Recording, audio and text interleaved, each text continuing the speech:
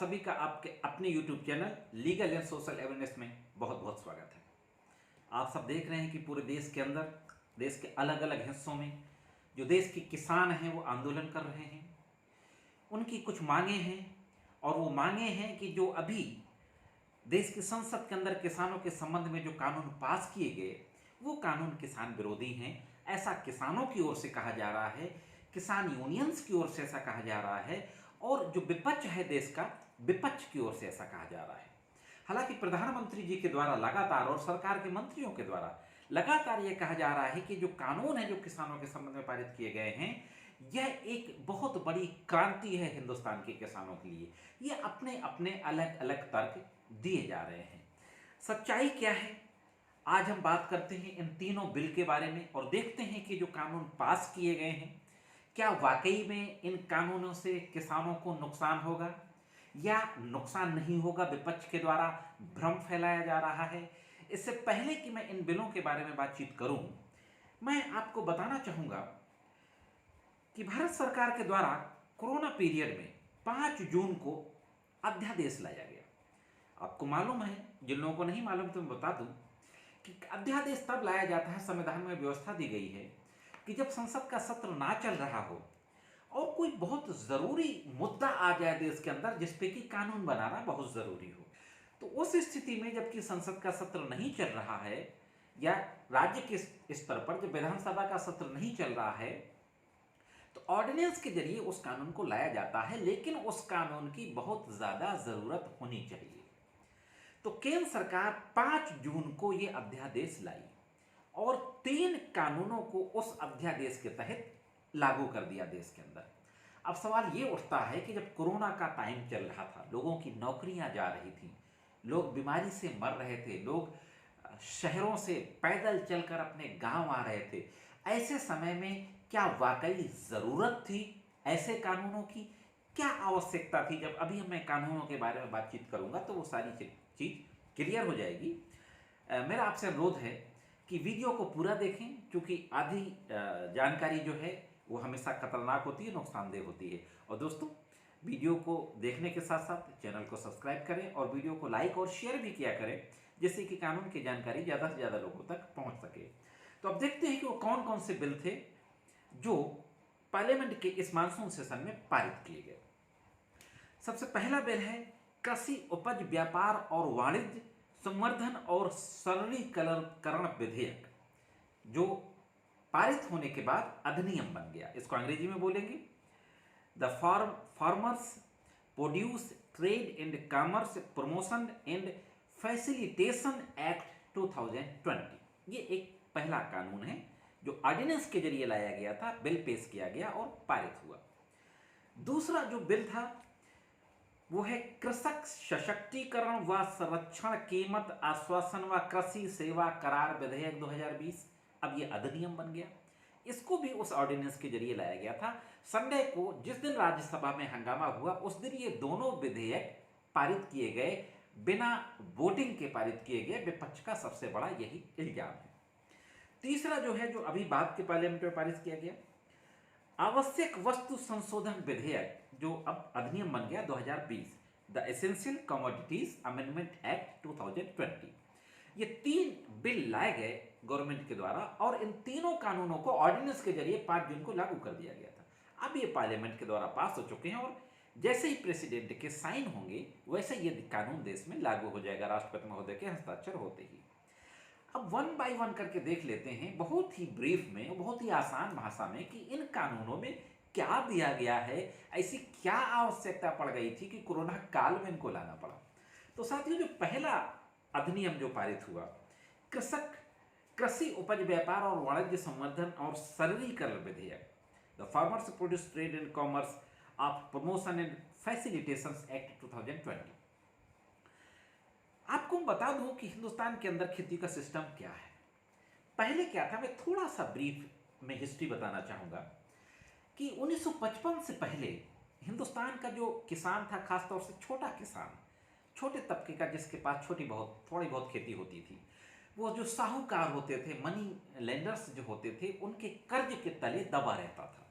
और इतना कर्ज ले लेता था कि जब उनकी खेती की फसल आती थी तो वो साहूकार उनकी पूरी फसल काट ले जाता था और उस फसल का मूल उस किसान को नहीं मिल पाता था। एक कमेटी बनाई गई और उस कमेटी की सिफारिश पे 1955 में एक व्यवस्था लागू की गई, जिस व्यवस्था को हम कहते हैं एपीएमसी। आपने सुना होगा इन शब्दों को, एपीएमसी और एमएसपी। तो उसको बोलते हैं एपीएमसी। इसके लिए कानून बनाया गया, एपीएमसी एक्ट, और उस एक्ट के तहत एपीएमसी की व्यवस्था की गई। अब ये एपीएमसी क्या है? Agriculture produce market committee. इस कमेटी के तहत मंडियां बनाई गई जो राज्य सरकार के अधीन है। हर जिले में मंडियां बनी हैं, छोटे मोटे जिलों को छोड़कर।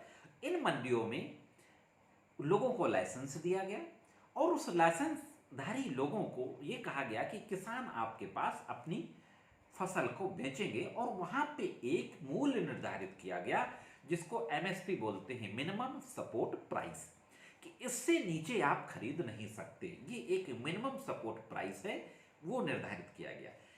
इस मंडी व्यवस्था में तमाम कमियां आई हैं, उस पर बात करेंगे। लेकिन ये मंडी व्यवस्था के तहत किसानों को ये आराम हो गया कि किसान जाते थे और मंडी में जाके अपना बेच आते थे, और एक रिश्ता भी बन गया जिसको कहा जा रहा है कि आढ़ती, जो वो लाइसेंसधारी लोग थे जो किसानों से मंडियों में उनका राशन, गेहूं, अनाज, चावल खरीदते थे, उनको आढ़ती कहा जाता था।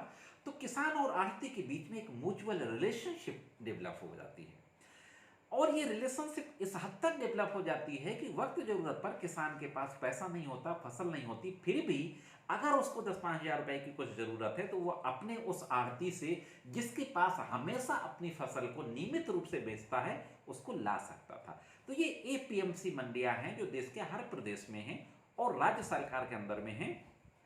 आढ़ती का 2.5% के आसपास उसमें टैक्स होता है और राज्य सरकार के भी कुछ टैक्स होते हैं। तो ये एपीएमसी मंडियां बनी।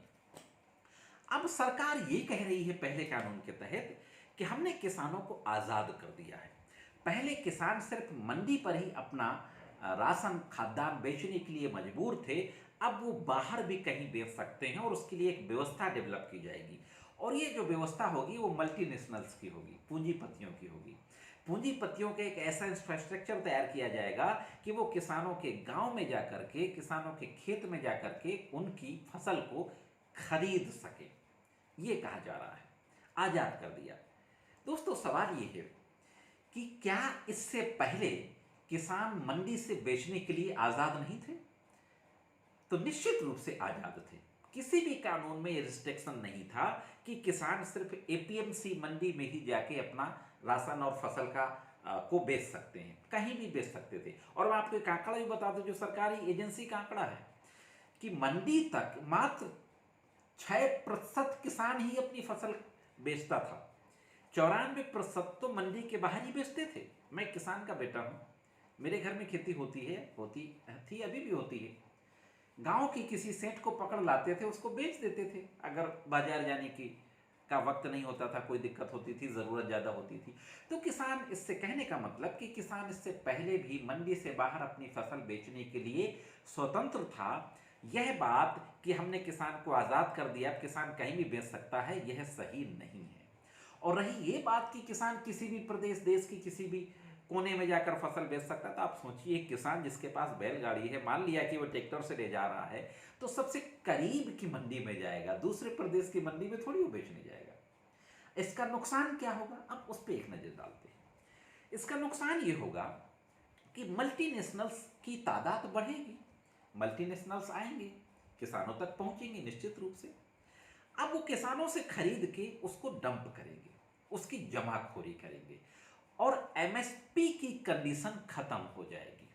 सरकार कह रही है कि एमएसपी, मिनिमम सपोर्ट प्राइस, खत्म नहीं होगी, लेकिन अगर सरकार एश्योर करती है इस बात को, तो ये जो एक्ट बनाया गया, इस एक्ट में एक क्लॉज क्यों नहीं जोड़ देती, एक सेक्शन क्यों नहीं जोड़ देती कि एमएसपी लागू होगी मल्टीनेशनल्स और कॉर्पोरेट्स और कैपिटलिस्ट के द्वारा जो फसल खरीदी जाएगी उस पर भी एमएसपी लागू होगी। ऐसा कोई प्राविधान सरकार इन कानूनों में नहीं कर रही है, लेकिन मुंह से कह रही है। वो तो कहना ऐसा ही हुआ कि नोटबंदी से आतंकवाद खत्म हो जाएगा, भ्रष्टाचार खत्म हो जाएगा, काला धन खत्म हो जाएगा, नहीं हुआ आज तक। उसी तरीके से जो ये कहा गया था कि GST one nation one tax, GST से एक बहुत बड़ा टैक्स रिफॉर्म होगा, वो भी नहीं हुआ आज तक। तो कैसे विश्वास कर लिया जाए सरकार की बातों पर। दूसरी बात, अगर कोई व्यक्ति या कोई गवर्नमेंट किसी कम्युनिटी विशेष के बारे में कोई कानून बना रही है, सरकार किसानों के बारे में बना रही, लॉयर्स के बारे में बना रही, कंपनी सेक्रेटरी, चार्टर अकाउंटेंट के बारे में, व्यापारियों के बारे में बना रही है, तो उनके प्रतिनिधि संस्थाओं से बैठकर चर्चा तो करना चाहिए। देश में सैकड़ों किसान संगठन हैं, क्या सरकार ने किसी किसान संगठन से बैठकर, किसी संगठन के प्रतिनिधि से बैठकर इस संबंध में बातचीत की? नहीं बातचीत की। तो जो पहला कानून है उसमें यह है कि मल्टीनेशनल्स को ये छूट दी गई है, पूंजीपतियों को ये छूट दी गई है कि किसान की फसल को वो डायरेक्ट खरीद सकते हैं, लेकिन जमाखोरी की रोक उसमें नहीं लगाई गई, इससे कालाबाजारी बढ़ेगी।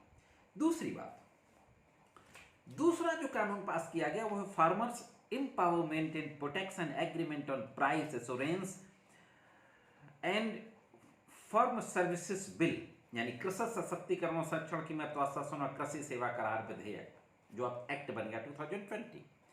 कॉन्ट्रैक्ट फार्मिंग, मैं आपको बता दूं मनमोहन सिंह के जमाने में इसको हल्का सा शुरू किया गया था, इसको विस्तार दिया गया।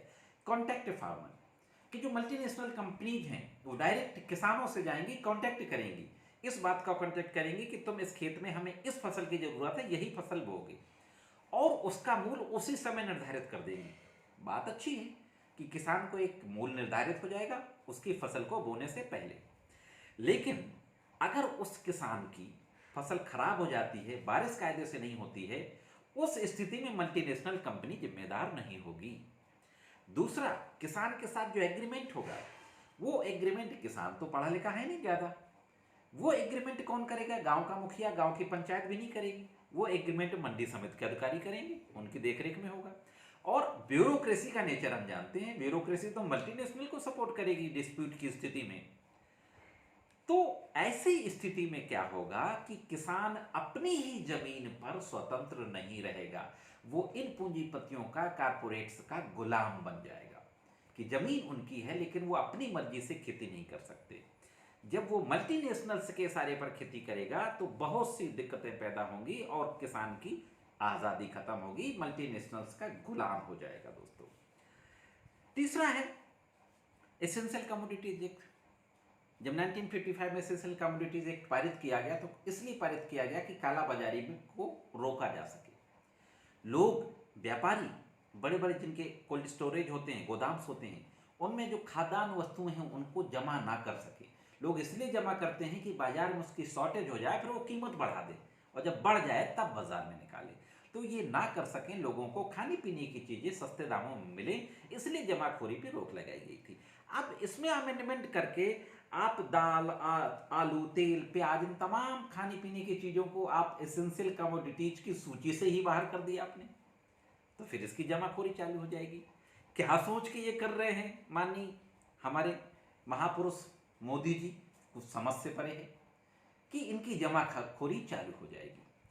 तो ये तीनों कानून किसी भी दृष्टि से ना तो किसानों के लिए अच्छे हैं, ना देश की जनता के लिए अच्छे हैं, उपभोक्ता के लिए अच्छे नहीं हैं।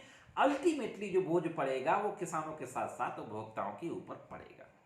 मैं आपको ये बात भी बताता चलूं कि अमेरिका, फ्रांस जैसे विकसित देशों में ये व्यवस्थाएं फेल हो चुकी हैं, किसानों का शोषण हो रहा है, तमाम कमेटियों की रिपोर्टें हैं। तो आप पिछले सालों से लगातार देखेंगे कि जो व्यवस्थाएं फेल हो चुकी हैं उन व्यवस्थाओं को हमारी केंद्र सरकार, मोदी सरकार लागू कर रही है। आप ये समझिए कि मंडियों में, एपीएमसी मंडियों में एक रेगुलेशंस है, सरकार का नियंत्रण है, फ्री मार्केट नहीं है, जहां बिना रेगुलेशन के, बिना किसी रेगुलेटरी बॉडी के खरीद फरोख्त होने लगेगी।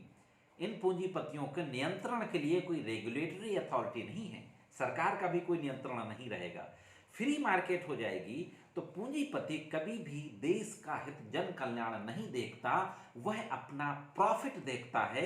इसके लिए आपको सिर्फ दो चीज़ें देखने की ज़रूरत है, प्राइवेट हॉस्पिटल और प्राइवेट स्कूल। हम जानते हैं कि जहां पूंजीपतियों को दिया गया वो सिर्फ मुनाफा कमाते हैं, ना वो किसान का हित देखेंगे ना देश का हित देखेंगे, वो सिर्फ मुनाफा कमाएंगे। पूंजीपति और कारपोरेट्स का एक ही काम होता है, टू अर्न प्रॉफिट, इसके अलावा कुछ नहीं होता। दूसरा जो सबसे बड़ा डाउट है किसानों का, कि फ्री मार्केट जब पूंजीपतियों का दे दिया जाएगा कि किसान से जाके कहीं भी खरीदें, तो एपीएमसी मंडियां धीरे धीरे खत्म हो जाएंगी और एमएसपी खत्म हो जाएगी। सरकार करे नहीं खत्म होंगी, लेकिन होगा क्या? टेलीकम्युनिकेशन के क्षेत्र में प्राइवेट कंपनियों को इजाजत दी गई, बीएसएनएल की क्या हालत है आप देख रहे हैं। स्कूल जो प्राइमरी एजुकेशन के सेक्टर में प्राइवेट लोगों को इजाजत दी गई, सरकारी स्कूलों के क्या हाल है आप देख सकते हैं। दिल्ली और केरला की अलग स्थिति है। तो ठीक उसी तरीके से होगा कि प्राइवेट जहां से पूंजीपति हावी होंगे तो एपीएमसी मंडी नाम की रह जाएंगी और धीरे धीरे बीएसएनएल की तरह मरणासन स्थिति में आ जाएंगी और खत्म हो जाएंगी। तो यह थी दोस्तों इन तीनों कानूनों के बारे में संक्षिप्त में आसान भाषा में जो मैंने आपको बातें बताई, जिनको लेकर के जो विरोध प्रदर्शन हो रहा है ये जरूर होना चाहिए। मैं एक बात और कहना चाहूंगा चलने से पहले कि इन दोनों कानूनों को संसद में जो पारित किया गया, बिना वोटिंग के पारित किया गया, ये हिंदुस्तान के संसदीय लोकतंत्र के लिए खतरा है, अच्छे संकेत नहीं है।